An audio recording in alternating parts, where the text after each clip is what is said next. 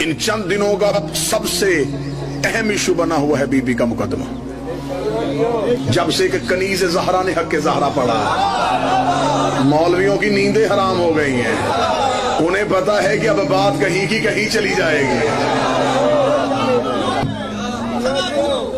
ابن ابی الحدید معتزلی اہل سنت بھائیوں کے عظیم عالم دین ہے، جس نے نہج البلاغہ کی شرح لکھی تھی۔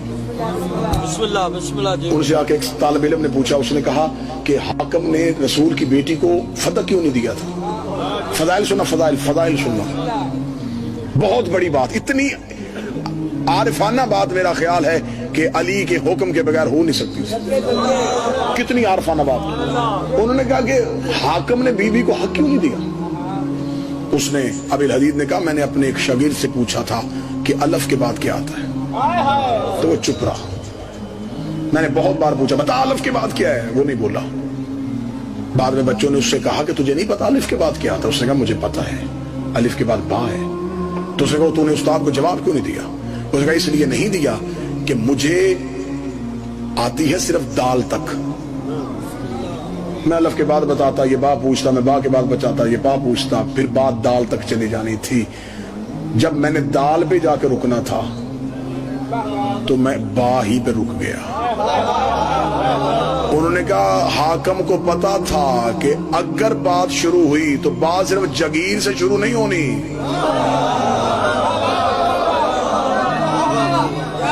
یہ بات کہیں کی کہیں چلی جائے۔ سوشل میڈیا میرے قوم کے بچے بیٹھے ہیں، ان کے سامنے یہ موضوع، کیونکہ یہ ممبر سے پڑھا نہیں گیا، پڑھا کس لیے نہیں گیا؟ یہ نہیں ہے کہ کوئی جانتا نہیں ہے، آپ یہ نہ سمجھے کہ کوئی نہیں جانتا کہ بی بی کا حق مقدمہ کیا تھا، یہ حق ہے لیکن پڑھا اس لیے نہیں گیا ہماری بزدلی کی وجہ سے۔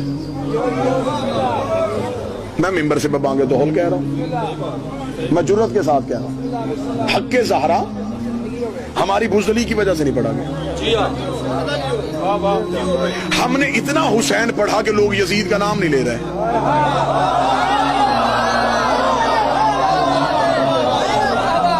اگر ہم سیدہ کا حق پڑھتے، آج ہمارے سامنے کو سیدہ کو دشمن کا نام لیتے ہوئے ڈرتا۔ ہم نے پڑھا ہی نہیں، کس لیے نہیں پڑھا؟ ہم نے کہا اتحاد قائم رہے، اتحاد قائم رہے، اتحاد قائم رہے۔ اتنا اتحاد میں بات کرنے کا شوق ہے تو کشمیر کے حق میں مظاہرے چھوڑ دو۔ دنیا کے ساتھ تمہارا اتحاد خراب ہو رہا ہے، لوگ تمہارے ساتھ ملک تعلق چھوڑ رہے ہیں، تو کہتے نہیں جی کیسے، کشمیر پہ تو بات ہوگی، کشمیر پہ تو ظلم ہوا ہے، کشمیر تو ہمارا حصہ ہے، ہندو نے ہماری جگیر چھینی ہے۔ ہندو تیری جگیر چھین لے، تجھے احتجاج یاد ہے، امت زہرا کی جگیر چھین لے، وہاں احتجاج کیوں؟ نعرے لگ چکے، داد ہو چکی۔ جو ہمارے ہاں تصور ہوتا ہے مجلس کی قبولیت کا، جبکہ میں اسے تصور نہیں سمجھتا۔ مجلس کی قبولیت زیادہ داد یا زیادہ آوازیں نہیں، کوئی ایک نتیجہ ہے جو دلوں میں رک جائے، وہ ہے مجلس کی قبولیت۔ داد میں لے چکا تھا کہ مجلس کا ایک حصہ مکمل ہو جائے۔ اب مجھے اپنی نسل، جو میری نسل ہے، جن کا میں خطیب ہوں، جنہیں ہم نے یہ جو پنیری تیار کرنی ہے، ان کے لیے جملہ پڑھنے لگا ہوں کہ آخر یہ فدق تھا کیا۔ ابتدائی معلومات ہی نہیں ہے بچوں کو، دل چاہتا ہے ان کا کہ وہ بی بی کے حق میں بات کریں، جی چاہتا ہے۔ اب توجہ میری طرف رکھیں گے صاحبہ، اگر ہو سکے تو یہ دروازہ بند کر دیجیے گا جی۔ اب مجھے ایک اہم نقطہ آپ کے سامنے پڑھنا چاہیے۔ یہ سارے مانتے ہیں کہ یہ حق ہے، لیکن یہ نہیں پتا یہ کیا ہے۔ پہلی بات ذہن میں رکھیے گا کہ کبھی بھی فدق کے ساتھ لفظ باغ استعمال نہ کیجیے گا۔ آپ باغ کہیں گے تو فدق چھوٹا نظر آئے گا، باغ چھوٹی جگہ کو کہتے ہیں۔ یہ ایک جگیر تھی، اس کے اندر 40 باغات تھے۔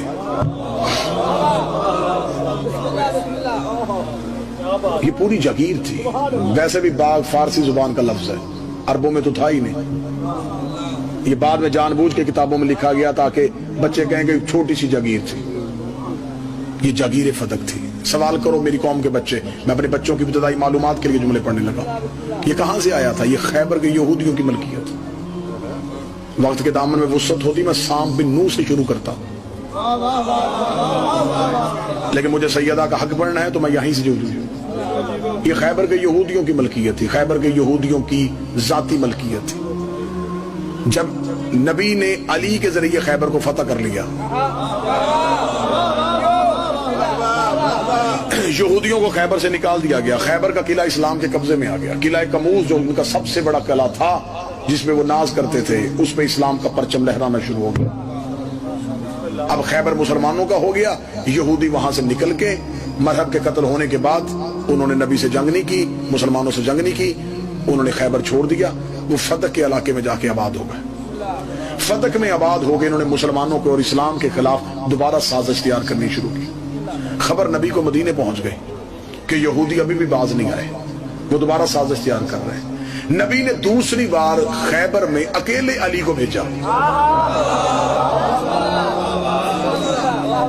حکم پروردگار کے تحت امیر المومنین کو روانہ کیا، اور روانہ کرتے ہوئے رسول نے فرمایا اے علی، میں اور اللہ تجھے مکمل اختیار دے کے بھیج رہے ہیں،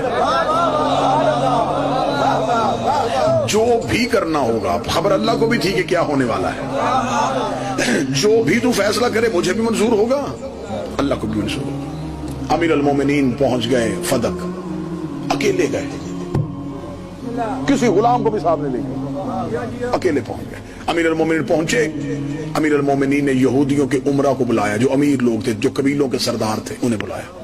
یہودیوں کے علماء کو بلایا، اکٹھے ہو کے سارے ایک جگہ پہ بیٹھ گئے۔ ابو طالب کے بیٹے نے خطبہ دیا، اکیلے امیر المومنین درمیان میں کھڑے ہوئے دیکھ کے کہنے لگے دیکھو، اگر تو تمہارے دل میں خیبر کی شکست کا بدلہ لینے کی خواہش ہے تو میں تمہیں تمہارے گھر بتانے آیا ہوں کہ خیبر میں نے فتح کیا تھا۔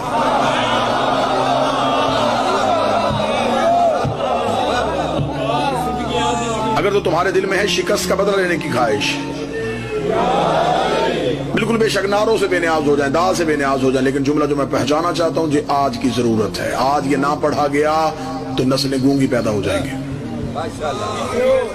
فرمایا اگر تو تمہارے دل میں ہے خیبر کی شکست کا بدلہ لینے کی خواہش تو میں تمہیں تمہارے گھر بتانے آیا ہوں، خیبر میں نے فتح کیا۔ اگر تو ہے تمہارے دل میں یہ آج تک بات کہ ہمارا سردار مرہب قتل ہو گیا تو میں تمہیں تمہارے سامنے بتا رہا ہوں، مرہب کو میں نے مارا تھا۔ اگر تم اس بات سے پریشان ہو کہ ہمارے قلعے پہ مسلمانوں نے قبضہ کر لیا تو میں تمہیں بتانے آیا ہوں، وہ قلعہ کموس پہ علم میں نے نصب کیا تھا۔ تمہارے نجومی آج تک سر جوڑ کے بیٹھے ہیں کہ وہ دروازہ کھلا کیسے، میں راز تمہیں بتانے آیا ہوں، میں نے اکھاڑا تھا۔ سارے اعتراف کرنے کے بعد علی نے فرمایا کہ اب کسی مسلمان سے بدلہ لینے کی خواہش نہ کرنا، اگر تو ہے تمہارے دل میں بدلہ لینے کی حسرت، میں علی اکیلا چل کے آ گیا ہوں، میں جنگ کرنے کے لیے تیار ہوں، ہاتھ بھی وہی ہے، تلوار بھی وہی ہے، میں اکیلا آ گیا ہوں، چلو جنگ کرتے ہیں۔ یہودی عمرہ نے سر جھکا لیا، انہوں نے کہا علی ہم نے تجھے خیبر میں لڑتے دیکھ لیا ہے، ہمیں سب سے بڑا ناز تھا اپنے اس پہلوان پہ جس کو تو نے پہلے ہی حملے میں 2 حصوں میں تقسیم کیا، ہم تیرے ساتھ لڑنا نہیں چاہتے۔ اللہ نے فرمایا اگر تم لڑنا نہیں چاہتے تو پھر آج کے بعد اسلام کے خلاف کوئی سازش نہیں کرو گے۔ اے علی ہم کوئی سازش نہیں کریں گے۔ اللہ نے فرمایا گارنٹی کیا ہے، ضمانت کیا ہے؟ انہوں نے کہا ضمانت یہ ہے کہ یہ پوری جگیر ہے نا، یہ ہم مسلمانوں کے رسول کو لکھ کے دے دیتے ہیں، صرف ہمیں اتنی جگہ دے دینا جس جگہ پہ ہمارے گھر ہیں، جو رہائشی علاقہ ہے، اگر وہ بھی تو دینا چاہے تو دے دے، اگر وہ بھی لینا چاہتا ہے تو ہم یہاں سے بھی چلے جاتے ہیں، ہم کہیں اور ہجرت کر جاتے ہیں، وہ بھی لے لیں۔ اللہ نے فرمایا ہم کسی کو بے گھر نہیں کرتے، رہو اپنے گھروں میں، جگیر لکھ کے دو۔